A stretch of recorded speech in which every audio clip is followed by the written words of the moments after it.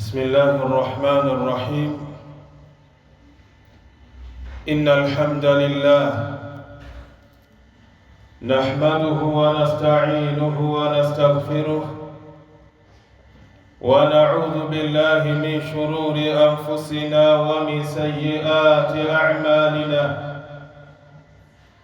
من يهده الله فلا مضل له ومن يضلل فلا هادي له، وأشهد أن لا إله إلا الله وحده لا شريك له، وأشهد أن محمدًا عبده ورسوله.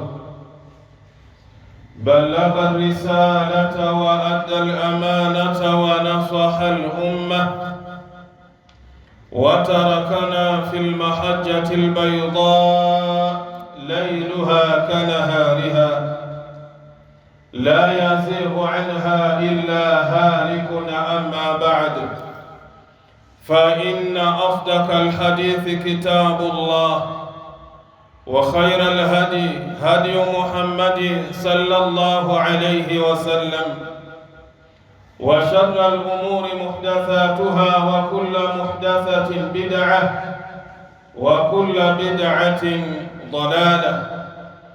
يقول الله جل وعلا في محكم كتابه العزيز المجيد: أعوذ بالله من الشيطان الرجيم، بسم الله الرحمن الرحيم. والعصر إن الإنسان لفي خسر إلا الذين آمنوا وعملوا الصالحات وتواصوا بالحق وتواصوا بالصبر. Wapenzi katika imani, ama baada ya kumhimidi Allah subhanahu wa ta'ala na kumtakia rahma kiongozi wa umma, mwalimu wetu Mtume Muhammadin sallallahu alayhi wasallam, kwanza napenda kuihusia nafsi yangu, pili kuhusia nafsi za waumini wenzangu juu ya swala zima la kumcha na kumwogopa Allah subhanahu wa ta'ala, kwani hakika wamefaulu mbele ya Allah wale ambao wana sifa ya kumcha na kumwogopa Allah subhanahu wa ta'ala. Ikhwata al-iman, ndugu zangu katika iman, khutba yangu ya leo insha Allahu ta'ala inasema: la takun mithla fulani, usiwe mfano wa fulani, ama usiwe kama mtu fulani. Hii ndiyo itakuwa khutba yangu insha Allahu ta'ala. فيا من صام وقام وختم وتصدق في رمضان، ewe ambaye kwamba uliweza kusimama ukaamua kuitekeleza ibada ya kufunga ndani ya mwezi wa Ramadhani, ewe ambaye kwamba uliweza kusimama imara ukaswali qiyamul layl, ukaswali salatu tarawih katika mwezi wa Ramadhani, ewe ambaye kwamba uliweza kusimama imara ukaweza kuisoma Qur'an, ukaweza kukamilisha juzuu 30 ndani ya mwezi wa Ramadhani, ewe ambaye kwamba uliamua kusimama imara ukaweza kutoa sadaka mbalimbali,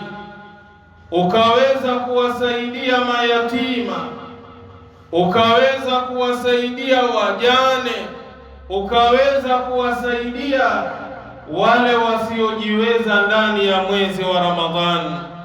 La takun mithla fulani, usiwe mfano wa mtu fulani. Mtu gani huyo? Kana yusari'u ila salati fatakasala, mtu ambaye kwamba ndani ya ya mwezi wa Ramadhani alikuwa mwepesi kuitekeleza ibada ya sala. Anaposikia adhana, mwito wa Allah jalla fi'ala, wanaitwa waumini, wanaitwa Waislamu kwa ajili ya kuja kuitekeleza ibada ya Allah. Mtu huyu alikuwa yuko haraka na ni mwepesi, anawahi katika nyumba ya Allah, anakuwa katika safu ya mbele nyuma ya imamu. Lakini mtu huyu baada ya kumalizika Ramadhan, fatakasala, ameamua kufanya uvivu. Ndugu yangu katika imani, na kuomba usiwe mfano wa mtu huyu. Wala takun mithla fulani, wala usiwe kama mfano wa mtu fulani. Kana yukthiru min albadhli wassadaqati fatabakhala. Ndani ya mwezi wa Ramadhani alikuwa ameamua kujitolea na kutoa sadaka mbalimbali, lakini baada ya kumalizika mwezi wa Ramadhani fatabakhala, ameamua kufanya ubakhili, ameamua kuzuia fedha zake, ameamua kuizuia mali yake kwa sababu ya mwezi wa Ramadhani umekwisha malizika. Akhi almu'min, ndugu yangu Muislamu, farabbu Ramadhana huwa rabbu shuhuri kulliha. Mola mlezi ambaye ulikuwa naye ndani ya mwezi wa Ramadhani, au ndiye Mola ambaye kwamba anapatikaniwa katika miezi mingine ambayo ni kinyume na mwezi wa Ramadhani. Sio kwamba ulikuwa ukimwabudu Allah jalla fi'ala kwa sababu ya Ramadhani, baada ya Ramadhani kumalizika basi umeamua kuhama msikiti. Leo ma'al asafi shadid, nyumba za Allah jalla fi'ala zinawalilia wale waumini ambao kwamba waliokuwa wakijazana ndani ya misikiti katika mwezi wa Ramadhani. Na leo waumini wale na leo Waislamu wale wametoweka. Wamekwenda wapi Waislamu hawa? Utawapata kwenye kazi zao, utawapata kwenye majumba yao, utawapata kwenye biashara zao, utawapata kwenye mihangaiko yao ya kidunia na kilimwengu. Limadha? Ni kwa nini wanafanya haya? Ni kwa sababu walikuwa na imani ya kwamba yule anayestahiki kufanyiwa ibada anapatikaniwa ndani ya mwezi mtukufu wa Ramadhani peke yake. La takun mithla hadha, usiwe mfano wa mtu huyu. Ikhwata al-iman, ndugu zangu katika iman, ijtahidu fil mudawamati ala al-a'mali salihah ba'da Ramadhan. Naomba mjitahidi na mujitume na kujipinda katika kuyatenda matendo mema, katika kuyafanya mambo ambayo ni mazuri baada ya kumalizika mwezi mtukufu huu wa Ramadhani. Mithla qiyamil layl, mfano wa kusali qiyamul layl, kusali tahajjud, wa siyamil bidhi, na kufunga zile siku nyeupe ambapo ni tarehe 13, 14, 15 kulingana na kalenda ya Uislamu. Wa siyami 6 min Shawwal, vile vile tujitahidi kufunga siku 6 kutokamana na mwezi wa Shawwal. Sio lazima akhi almu'min ya kwamba umemaliza kula Idi basi uanze kuwajibika kufunga 6 za Shawwal. Hapana ndugu yangu katika imani, 6 hizi zinapatikana ndani ya mwezi mzima wa Shawwal. Unaweza kufunga leo, kesho ukaacha, kesho kutwa ukaacha, mtondo ukaweza kufunga, ikawa hali yako ni hiyo, lakini uzimalize siku 6 hizi ukiwa ndani ya mwezi wa Shawwal. Walmuhafadhati ala sunani rawatibi, na vile vile tujitahidi katika kuchunga na kuhifadhi zile sunna ambazo kwamba zinaitwa arrawati, sunna ambazo zinapatikaniwa kabla ya sala ya faradhi na baada ya sala ya faradhi. Sunna hizi Mtume Muhammad sallallahu alayhi wasallam hakuweza kuziwacha akiwa yupo nyumbani na akiwa safarini. Na bora zaidi, sunna hizi unatakiwa uziswalie ukiwa ndani ya nyumba yako. Ukija ndani ya msikiti unaswali tu rakaa 2 za tahiyatul masjid, zile ambazo ni baadia. Pia ukitoka msikitini ukaziswalie nyumbani. Lengo ni nini? Uwe qudwatan na hasana, uwe na kiigizo chema na kielelezo chema kwa familia yako, kwa watoto wako, ili na wao waweze kuimarisha sunna hii amama Allah. Na ndio maana mama Aisha radhiallahu anha anasema Mtume sallallahu alayhi wasallam sunna hizi za kablia na baadia alikuwa akiziswali ndani ya nyumba yake Mtume Muhammad sallallahu alayhi wasallam. Kwa hiyo mimi na wewe ndani ya Ramadhan tulikuwa tunawajibika, tumesimama imara kuzitekeleza sunna hizi.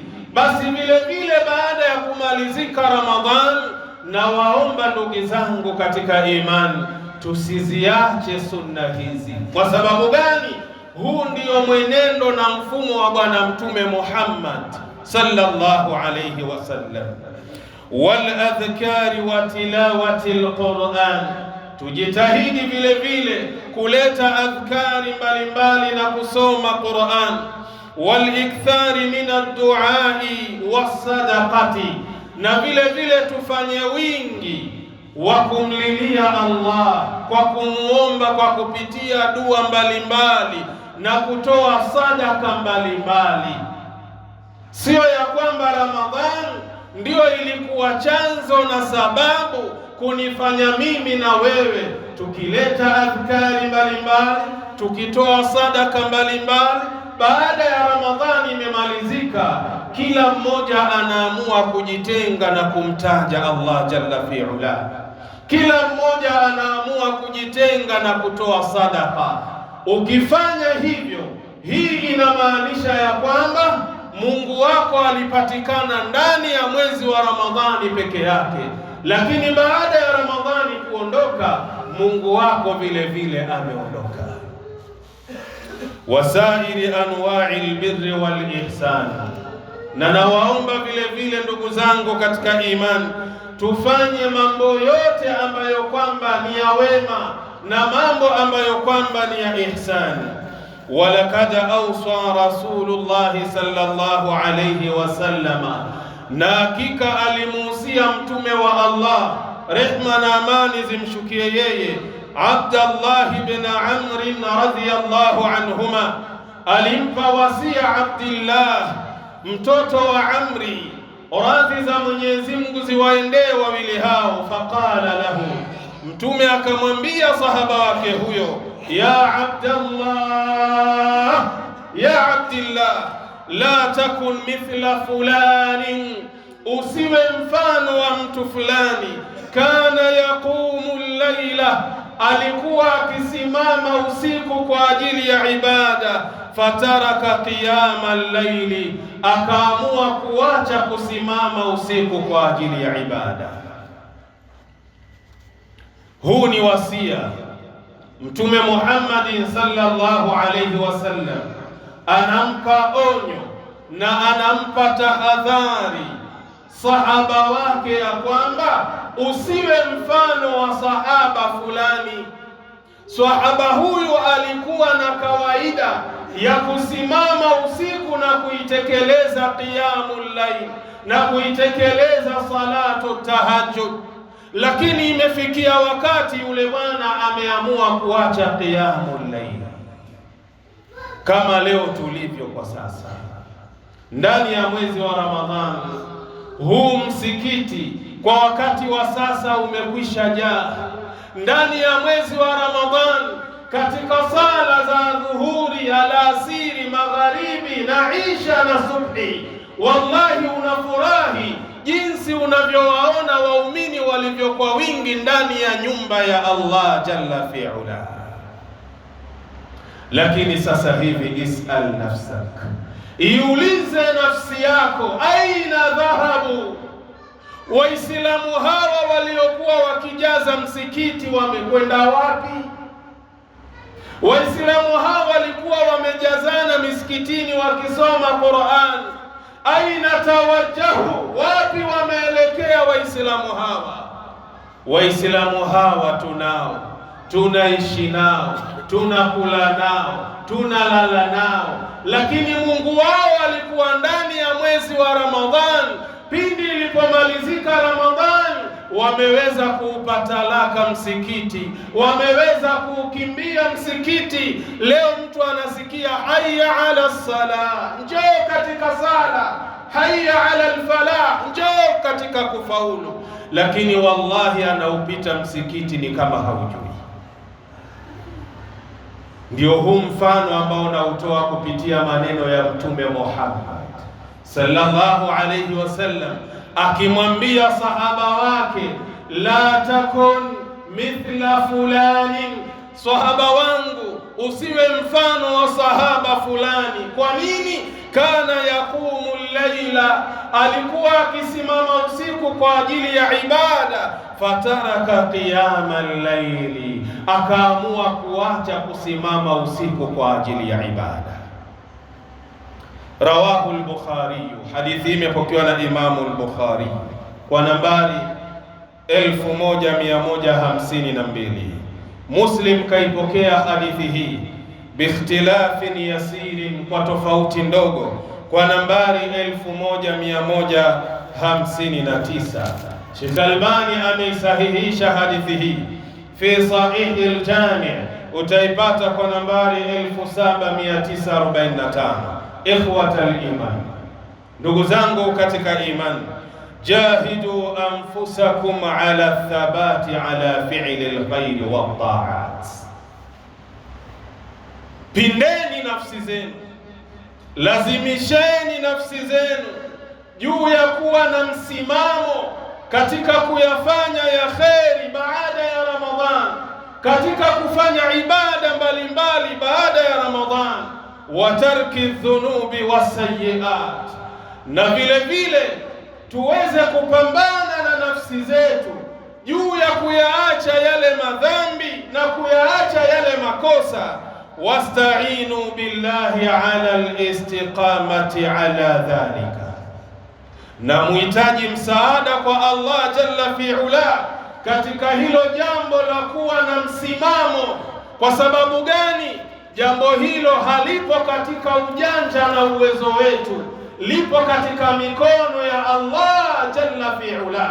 Kwa hiyo tujitahidi katika kumlilia Allah na kuomba msaada kwa Allah ili aweze kutupa thabat na msimamo baada ya hii Ramadhani kuondoka, maadumtum ala kaidil hayati, maadamu bado muko katika maisha ya duniani. Fa inna amala almu'min, hakika amali ya muislam, hakika amali ya mu'min la yantahi hatta almamati, haiwezi kumalizika mpaka aweze kufikwa na kifo, aweze kufikiwa na mauti. Hapo ndiyo ibada imesimama, ndugu yangu katika imani. Yule ambaye anayekufa huwa habari yake tayari imekwisha, kila kitu cha duniani amekihama. Ndio Mtume sallallahu alayhi wasallam anasema, idha mata al-insanu, pindi anapokufa huyu mwanadamu, inqata'a amaluhu illa min thalathin, hukatika amali zake zote isipokuwa mambo matatu peke yake. Mimi na wewe wakati ule tumekufa, wakati ule ndugu yangu katika imani, unaoshwa hali ya kuwa alikuwa unaoga mwenyewe, unavishwa sanda hali ya kuwa alikuwa unavaa nguo mwenyewe, unabebwa unapelekwa kaburini, wakati alikuwa unatembea mwenyewe kwa miguu. Wakati ule umekufa, ndugu yangu katika imani, habari zako zote zimeisha, isipokuwa mambo matatu peke yake. Mtume sallallahu alaihi wasallam akasema, la kwanza sadaqatin jariyatin, ni ile sadaka yenye kuendelea. Kama uliweza kujenga nyumba ya Allah, wakati ule umekufa, hali ya kuwa ufanyi ibada na wala hauruhusiki kufanya ibada, huwa unapata thawabu za kila ambaye kwamba anayeswali ndani ya nyumba ya Allah. Wewe mwenyewe uko ndani ya kaburi, lakini bado hazina yako na akaunti yako inasoma ya mambo mema. Au umejenga madrasa, au umechimba kisima, au ulikuwa ni mtu ambaye mwenye elimu, umetunga kitabu ukaacha watu wanakisoma kitabu kama kile, ile ni sadaqatin jariya, thawabu zinakufikia ila yaumil qiyamati, mpaka siku ya kiyama. Kisha Mtume sallallahu alayhi wasallam akamtaja mtu wa pili, akasema au ilmi yuntafa'u bihi, au yule ambaye alikuwa na elimu ambayo itakuwa na faida na yeye. Mashaallah, alikuwa akitoa darasa mbalimbali, alikuwa akifundisha wanafunzi mbalimbali, alikuwa akihutubia sehemu mbalimbali. Hii elimu ambayo unayoitoa kwa watu na watu wakaifanyia kazi elimu hii, wakati ule uko ndani ya kaburi lako, thawabu zinakufikia kutoka kwa wale ambao waliitika kwenye mwito wako, kutoka kwa wale ambao walichukua elimu kutoka kwako. Kila wanalolifanya ambalo ni chanzo wewe ulipowafundisha, basi thawabu zinakufikia ndani ya kaburi kama hili.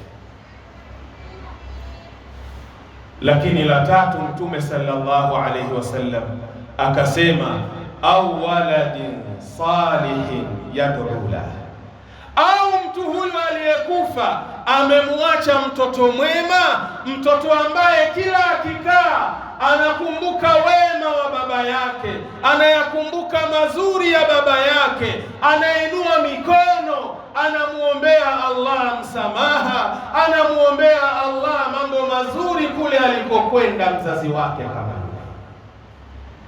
hii. Pia ni sehemu ya sadaqatin jariya, sadaka ambayo inayoendelea. Kila yule mtoto wako akikaa akikuombea dua li ajli llahi jalla fi ula, wallahi unainuliwa daraja. Kuna baadhi ya wazazi watakwenda kupandishwa daraja za hali ya juu amama Allah, watashangaa na kujiuliza na kumuuliza Allah jalla fi ula, ya Allah, kwa amali gani, kwa mazuri gani ambayo nimeyafanya mpaka leo umeniweka kwenye nafasi ya hali ya juu kiasi hichi? Allah atamwambia hii ni kupitia ule msamaha na dua ya mtoto wako mwema uliyemwacha duniani. Kwa hiyo ndugu yangu katika imani, mimi na wewe hatutakiwi kuihama nyumba ya Allah. Mimi na wewe hatutakiwi kuyaacha matendo mema mpaka wakati ule roho zetu zinatoka. Hapo ndipo unapoacha mambo yaliyokuwa mema. Qala jalla wa ala fi kitabi, Allah amesema kwenye kitabu chake, wa'bud rabbaka hatta ya'tiyaka al-yaqin. Muhammad, muabudu Mola wako mlezi mpaka pale ambapo kifo kitakufikia wewe. Huyu ni Mtume sallallahu alayhi wasallam, anaambiwa na Allah jalla fi ula asimame imara, aweze kumwabudu yeye mpaka pale mauti yanapomkuta au kumfikia. Je, mimi na wewe tunatakiwa tufanye nini? Na ili hali tumeuacha msikiti, tumeukimbia msikiti, ni kama kwamba tuna 100% ibada zetu na saumu zetu ambazo tumezitekeleza ndani ya mwezi wa Ramadhan, ya kwamba Mwenyezi Mungu ametukubalia 100%. Wakati masahaba ridwanullahi alaihim walikuwa wakilia kabla ya Ramadhan, miezi 6 wanamuomba Allah awafikishe Ramadhan. Wakati masahaba ridwanullahi alaihim inapomalizika Ramadhan, wanamuomba na kumlilia Allah awape istiqama na wajibiwe amali zao ambazo wamezifanya ndani ya mwezi wa Ramadhani. Na hawa masahaba ni wale ambao Mwenyezi Mungu aliposema radhiyallahu anhum wa radu anhu, Allah amekuwa radhi nao na wao wamekuwa radhi na Allah. Wewe ni wapi umekuwa radhi na Allah mpaka leo Ramadhani imemalizika, ndugu yangu, wa uhama na kuukimbia msikiti? Kaangalie surati al-Hijr aya nambari 99, wa bi'sal 'abdu man ya'budu rabbahu fi Ramadhan. Na ni kiumbe kibaya kilioje kile ambacho kwamba huwa kinamwabudu Mwenyezi Mungu ndani ya mwezi wa Ramadhani. Ramadhani inapoingia, wallah, kabla ya adhana unamshuhudia yuko ndani ya msikiti anaswali zile sunanur rawatib, unamshuhudia analeta adhkar, unamshuhudia anasoma Qur'an, unamshuhudia anaomba dua mbalimbali. Lakini ngoja Ramadhani inapokuwa imetoka, thumma idha kharaja, kisha inapotoka hiyo Ramadhani, istafqala bil ibadati, anakuwa mzito katika kufanya zile ibada. Leo tumekuja msikitini, ni wangapi tumewaacha nje wako maskani, na Ramadhani tulikuwa ndani ya nyumba ya ibada pamoja nao. Kwa hiyo mtu huyu Ramadhani inapokuwa imetoka imemalizika, anaanza kuwa ni mzito katika masala ya ibada. Wa ataa shayatina, na anakwenda kuwatii wale ambao ni mashayatini, anakwenda kunywa pombe. Yule ambaye alikuwa ameacha bangi, Ramadhani imemalizika karudi kwenye bangi. Yule ambaye aliacha mogokaa, Ramadhani imemalizika karudi kwenye mogokaa. Yule ambaye alikuwa mairungi anakula kabla ya Ramadhani, Ramadhani ilipoingia ameacha mairungi. Wallahi leo Ramadhani imemalizika amerudi kwenye gati mtu kama yule. Ndugu yangu katika imani, wathabatu ala taati llahi ba'da Ramadhan, na kuwa na msimamo wa kufanya ibada na kuyaacha yale ambayo kwamba ni maovu na machafu baada ya Ramadhani kuondoka, dalilun ala sidqi ibadati Ramadhana. Hii ni dalili kwako ya kwamba ile ibada ambayo uliifanya ndani ya mwezi wa Ramadhani ilikuwa ni ibada ya kweli.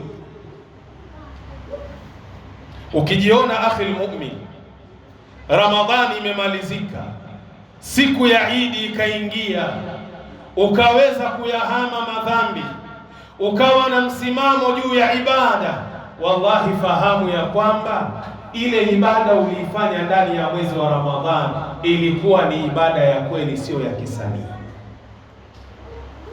Wasihatiha, pia ufahamu ya kwamba unapofanya ibada baada ya Ramadhani na kuendelea kuyaacha machafu na maovu, ya kwamba ibada zako ndani ya mwezi wa Ramadhani Allah jalla fi'ala amezikubali 100%.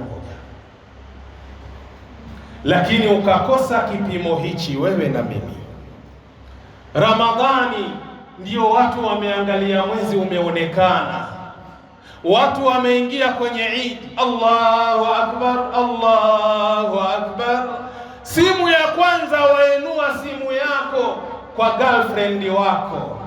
Wallahi wewe fahamu, Ramadhani ulikuwa unashinda njaa, na hii Ramadhani ibada ulizozifanya, hii ni sababu ya kuonyesha ibada zako hazijakubaliwa amama Allah. Lakini Ramadhani imemalizika, simu ya kwanza wawapigia marafiki zako ya kwamba leo usiku tunakwenda club, leo tunakwenda kujirusha, leo tunakwenda kutesa. Fahamu ndugu yangu katika imani, lau uliyafanya hayo baada ya kuushuhudia mwezi, fahamu ya kwamba ulishinda na njaa ndani ya mwezi wa Ramadhani, bali ibada ulizozifanya zote zilikuwa ni habaan manthura, ni kama mfano wa vumbi tu ambalo limetawala. Barakallahu li wa lakum bil Qur'anil azim wa nafa'ni wa iyyakum bil ayati wadh-dhikril hakim. Aqulu qawli hadha wa astaghfirullaha li wa lakum fastaghfiruhu innahu huwal ghafurur rahim wa huwal barrul karim. Astaghfirullah, astaghfirullah.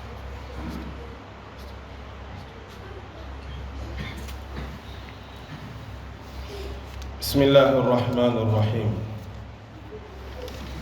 Alhamdulillahi rabbil alamin wassalatu wassalam ala ashrafil anbiya'i wal mursalin wa ala alihi wa sahbihi ajma'in.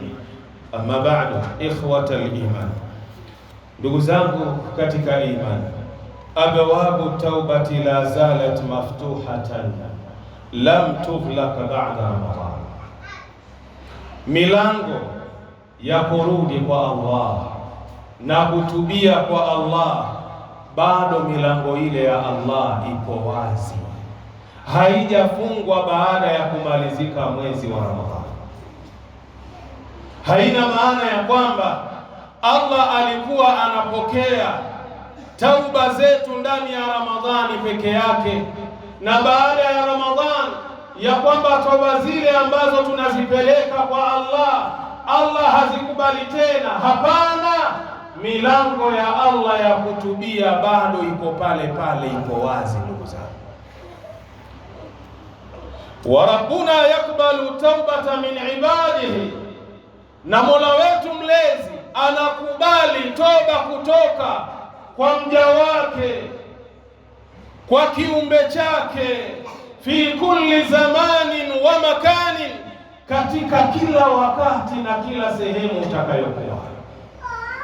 Maadamu umekumbuka ya kwamba mimi nilimkosea Allah jalla fi'ala, na ndani ya Ramadhan kosa hili niliweza kulisahau kutubia amama Allah, fahamu milango ya tauba ipo wakati wowote, mahala popote. Sio lazima iwe ndani ya nyumba ya Allah, hata nyumbani kwako. Sio lazima iwe nyumbani kwako, hata kama unatembea, hata kama unaendesha gari, hata kama uko juu ya kipando, maadamu umelikumbuka lile kosa, rudi kwa Allah.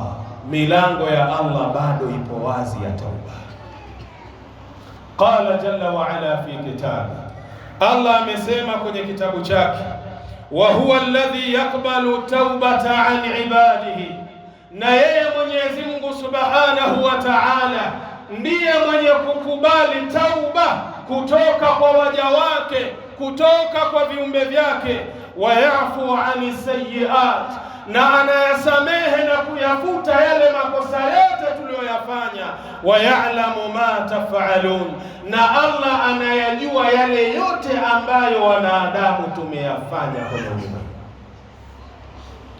Usijidanganye wakati ule unamuasi Allah jalla fi'ala, umejificha kwenye chumba chako, umejificha kwenye handaki, kwenye shimo, ikiwa unamuasi Allah jalla fi'ala, na ukidhani ya kwamba annahu la yara, ya kwamba yeye hakuoni, fa innahu yara, hakika yeye anakuona kama wewe humuoni Allah jalla fi'ala. Sasa lile kosa ambalo ulilifanya, rudi kwa Allah. Milango ya Allah bado ipo wazi ndugu yangu katika imani. Kaangalie suratu Shura aya nambari 25. Faman dha'at alayhi fursatu ramadhana, yule ambaye nafasi ya Ramadhani ya kutubia aliweza kuipoteza amama Allah, badiri bitauba, sasa hivi fanya haraka urudi kwa Allah na utubie kabla fawati la ajali, kabla ya wakati haujapita. Ndugu yangu katika imani, ndugu yangu katika imani, fahamu ya kwamba kuna wakati ukifika, tauba yako Allah huwa haitaki tena, anaikataa. Mtume sallallahu alayhi wasallam amelizungumzia jambo hilo. Wewe umefanya maasi mbalimbali, umefanya machafu mbalimbali, umefanya maafa mbalimbali, haukutubia ndugu yangu katika imani, mpaka wakati ule mauti na kifo kinakukuta, ndiyo pale unaanza kurudi kwa Allah. Tubtu ila Allah, narudi kwa Allah, ya Allah, narudi kwako. Ndugu yangu, tauba hiyo hakuna. Kwa sababu gani? Mtume sallallahu alayhi wasallam anasema, inna Allaha yaqbalu taubata al-abdi ma lam yughargir, hakika ya Mwenyezi Mungu anaikubali toba ya kiumbe chake ikiwa roho yake haijafika kwenye mshipa wake wa mwisho. Leo wewe wakati ule una nguvu zako, leo wakati ule una wakati wako, wakati ule una afya yako, ndio wakati ambao watakiwa urudi amama Allah kwa lile kosa ambalo ulilolifanya. Lakini wakati ule unatokwa na roho, ushaonyeshwa mahala unapokwenda, kwa sababu Mtume anasema hakuna ambaye roho yake itachukuliwa na malakul maut isipokuwa wakati inachukuliwa roho ile anaonyeshwa ni mahala gani anapokwenda. Sasa wakati ule ushaona mimi naenda wapi, ndio astaghfirullah wa atubu ilayhi, astaghfirullah wa atubu. Hakuna toba ya ndani. Wapenzi katika imani, la tayas fa kullu bin adam khata, usikate tamaa juu ya dhambi zako, kwani hakika kila mwanadamu ana sifa ya kukosea. Hakuna mwanadamu ambaye yuko perfect, ya kwamba yeye mashaallah katika huu ulimwengu hawezi kumuasi Allah. Hakuna na wala hatokuwepo. Hata ukamuona mtu ni mcha Mungu kiasi gani, ana mapungufu yake mcha Mungu. Qala nabii sallallahu alayhi wasallam, amesema mtume wa Allah, rehma na amani zimshikie yeye, walladhi nafsi biyadihi, na apa kwa yule ambaye nafsi yangu mimi Muhammadi iko katika himaya yake, iko katika mikono yake na miliki yake, lau lam tudhnibu, lau nyinyi wanadamu musingekuwa mnatenda dhambi katika dunia, la dhahaba Allahu bikum, Allah ingewaondoa nyinyi ambao hamtendi dhambi, wala jaa biqaumin yudhnibuna, kisha akawaleta watu kwenye ardhi hii wenye kutenda dhambi, fayastaghfiruna Allah, baada ya kumuasi Allah wakamuomba Allah msamaha, fayaghfiru lahum, Allah kisha awasamehe watu hao. Allah, tunataka nini sisi Waislamu? Tunataka nini sisi Waislamu? Yule ambaye anakwenda kwenye moto wa Jahannam, huyo anakwenda kwa matakwa yeye mwenyewe, kutaka kwake. Lakini Mtume anatuambia katika huu ulimwengu, leo sisi tungekuwa hatutendi dhambi, Allah ingetuondoa akaleta umma mwingine ambao unatenda dhambi. Baada ya kutenda dhambi wakawa wanamuomba Allah msamaha, kisha Allah anaamua kuwasamehe viumbe hao. Hii inamaanisha nini? Hii inamaanisha kwanza, hakuna mwanadamu ambaye aliyekamilika.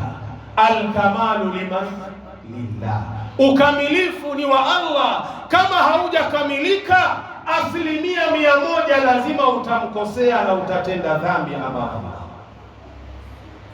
Lakini kisha Allah jalla fi'ala kwa huruma yake akaamua kutuwekea kitu atauba, akatuwekea msamaha, akijua sisi ni madhaifu kwake yeye, tunamkosea yeye saa 24, ya kwamba pale unaporudi kwa Allah, Allah huwa anafurahi wakati ule unapomuomba yeye msamaha baada ya kulijua wewe kosa lako. Leo fananisha na mwanadamu Sheikh, ili ujue ya kwamba laisa kamithlihi shay'un wa huwa samiul basir, ya kwamba Allah hana mfanano wa kufanana na chochote kwenye ulimwengu na kwenye mbingu zake 7, na ili hali Allah anasikia tena anaona. Chukua mfano leo, unamkosea jirani yako, unamkosea mzazi wako, unamkosea rafiki yako mara kwa mara, alafu uwe na sifa ya kurudi kwake na kumuomba msamaha mara kwa mara. Yule jirani yako, yule mzazi wako, yule rafiki yako, itafikia wakati atachoka.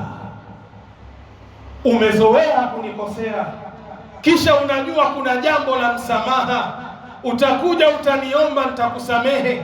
Hapa ilipofikia ndugu yangu, kila mmoja na zake. Yale ulionikosea yanatosha, lakini haya kwa sasa ndugu yangu sikusamehi ila yaumil qiyama, mpaka kiyama kinasimama. Kabla ya kuyasema hayo, hebu jiulize kwenye nafsi yako, umemkosea Allah mangapi? Na una miaka mingapi? Ikiwa hailipiti jisaa moja lazima unamkosea Allah, lakini Allah hakuna hata siku amekufukuza kwenye mlango wake wallah, bali unapotubia Allah anafurahi. Kul ya ibadi alladhina asrafu ala anfusihim la taqnatu min rahmatillah inna Allaha yaghfiru dhunuba jami'a innahu huwal ghafurur rahim. Allah anamwambia Mtume Muhammad, waambie wale viumbe vyangu ambavyo vimevuka mipaka katika kuniasi mimi Mola wao, la taqnatu min rahmatillah, wasikate tamaa na huruma ya Allah. Inna Allaha yaghfiru dhunuba jami'a, hakika ya Allah anasamehe na kufuta dhambi zote. Kwa nini? Innahu huwal ghafurur rahim, Allah ni mwingi wa huruma na ni mwingi wa msamaha. Kama ulimkosea Allah na bado hujarudi kwake kwa Allah, milango ya kusamehewa na Allah ipo wazi baada ya Ramadhani. Fanya haraka urudi kwa Allah kabla malakul mauti ndugu yangu haja kutembelea. Hadithi niliyoisoma awali kaipokea Imamu Muslim kwa nambari 2749. Sheikh Albani kaisahihisha fi silsilati sahiha, utaipata katika kitabu nambari 2 ukurasa ni 659. Ikhwata al-iman, mwisho kabisa kuna jambo nisingependa kuliacha. Jambo hili ningependa kulikumbusha kwa ndugu zangu Waislamu, kwa sababu mpaka leo kuna baadhi ya Waislamu hili jambo wanakwenda kulifanya. Na jambo lenyewe Eidu Thamini min Shawwal, ni ile idi na kusherekea siku ya 8 kutokamana na mwezi wa Shawwal. Hawa ni wale ambao kwamba waliofunga 6 baada tu ya kuonekana mwezi, wakala siku moja, kisha wakaanza 6 kesho yake. Siku ya 8 inapofika, kuna wale ambao wanaisherekea ile siku wakisema hii ni siku ya Idi, hii ni siku kuu kwao. Na mimi nishawasikia baadhi ya watu wakiyazungumza haya. Mtu kaagizia jogoo lake safi Sheikh, kenda kununua mchele pishori nambari 1 kabisa, anapita nao pale. Sheikh vipi bwana? Asema umesahau kama leo ni idi yetu bwana, tulofunga 6 Sheikh. Idi hiyo ya mfukoni mwako haipo. Qala Ibn Taymiyyah rahimahullah, sikiliza mwanachuoni huyo amesema, Ibn Taymiyyah Mwenyezi Mungu amrahamu, wa amma thaminu Shawwali, ama ile siku ya 8 katika huu mwezi wa Shawwal, falaisa ida, hiyo sio idi wazee wangu, vijana wenzangu, sio idi hiyo. La lilabrari wala lilfujari, sio idi ya watu wema wala sio idi ya watu waovu. Wala yajuzu li ahadi, na wala haifai kwa muislamu yoyote ayatakidahu ida, kujenga imani na kuitakidi hiyo siku ya 8 kwamba ni siku ya idi. Wala yuhdithu fihi shay'a, na wala asizushe ndani ya siku hiyo chochote min sha'airil a'yadi, akawa analinasibisha hilo jambo alilolizusha ya kwamba ni miongoni mwa ile siku ya idi linatakiwa lifanywe. Na hapa kuna jambo pia limejitokeza Sheikh. Kuna baadhi ya watu hawatembelei na kuzuru makaburi ya wazazi wao, hawatembelei na kuzuru makaburi ya watu wao mpaka ile siku ya idi Sheikh. Watu wanajikusanya, ndio wanakwenda kwenye makaburi, wanakwenda kulimalima pale, wanakwenda kufukiza nyudi pale, ama kufukiza marashi mbalimbali, kisha pale wana imani ya kwamba tumewatendea wema watu wetu. Hadhihi minal bid'ah, hii ni miongoni mwa uzushi. Hakuna ila kulitembelea kaburi la mtu wako ni wakati wowote, ndugu yangu katika imani, kwa sababu ni mwito na ni wito wa Mtume sallallahu alaihi wasallam pindi aliposema zurul qubura, tembeleeni yale makaburi, tembeleeni yale makaburi. Kwa nini? Fa innaha tudhakirukumul akhirah, hakika mnapoyatembelea yale makaburi kuna kufanyeni nyinyi huwe mnakumbuka ile siku ya mwisho, siku ya Kiyama. Unakumbuka ya kwamba leo ni ndugu yangu, ni mzazi wangu, ni mke wangu, ni mume wangu yuko mahala hapa. Bila shaka na mimi kama si leo ni kesho, ni kesho kutwa nitakuja kulazwa hapa. Sasa usilinasibishe ili jambo siku ya sherehe eti mnakwenda kutembelea na kuzuru makaburi. Hii yote ni bid'a.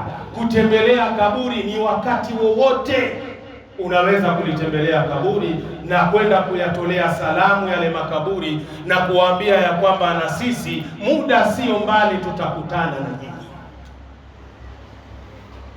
Maneno ya Ibn Taymiyyah rahimahullah utakwenda kuyapata kwenye kitabu Al-Fatawa Ibn Taymiyyah, kitabu nambari 25 ukurasa 298. Ikhwata al-iman, ndugu zangu katika imani, napenda kuihusia nafsi yangu na kuhusia nafsi za waumini wenzangu kuyafanyia kazi haya niliyoyazungumza, kwa sababu inasikitisha na inahuzunisha. Leo nyumba za Allah, lau kama Allah anatuonyesha jinsi zinavyolia, wallahi tusingeacha kuja misikitini. Wala usishangae yale majabali na ile milima huporomoka na kutingishika min khashyatillah, kwa kumwogopa Allah jalla fi'ala. Usishangae nikikueleza ya kwamba nyumba ya Allah inalia, inawatafuta waumini wa Ramadhani hawaonekani. Sio lazima machozi uyaone.